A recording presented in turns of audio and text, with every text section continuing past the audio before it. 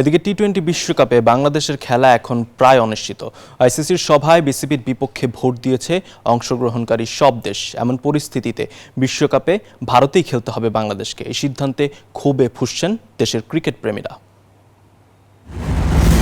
আইসিসির সিদ্ধান্তে বিশ্বকাপে বড় ধাক্কা খেল টাইগাররা। দীর্ঘদিনের প্রস্তুতি প্রত্যাশা সবকিছু যেন অনিশ্চয়তার মুখে। মাঠের লড়াইয়ের আগেই প্রশাসনিক সিদ্ধান্তে কোণঠাসা বাংলাদেশের ক্রিকেট। আমাদের ওয়ার্ল্ড কাপ খেলতে হবে, ইন্ডিয়াতে গিয়ে এমনটা কোনো কথা নাই। আমরা যে ইন্ডিয়ার কাছে ধরা বাঁধা তাও কোনো কথা নাই। আমরা নিজের আয় করি, নিজেরাই চলি। ইন্ডিয়া আমাদের কাছে আসতে হবে। যেহেতু বিশ্বকাপে খেলতে পারছি না, এজন্য তো অবশ্যই খারাপ লাগবে, কারণ আমি চাই যে বাংলাদেশটা বাংলাদেশকে সবাই চিনুক, জানুক। ভক্তরা প্রশ্ন তুলেছেন আইসিসির নিরপেক্ষতা নিয়ে। যেখানে ক্রিকেটের কথা সেখানে কেন প্রাধান্য পাচ্ছে ভারতের স্বার্থ? কেউ কেউ বলছে ভারতকে খুশি করার জন্যই এমন সিদ্ধান্তের পথে হেঁটেছে আইসিসি। আমরা বাংলাদেশকে তারা একজন প্লেয়ারকে যদি করতে না পারে তাহলে আমরা 20 জন প্লেয়ার কে বেচাবে? অবশ্যই খারাপ লাগবে। আর বারবার তো দেখছেন যে আসলে আমরা প্রত্যেকবারই কোনো না কোনোভাবে পরাজিত হয়ে যাচ্ছি।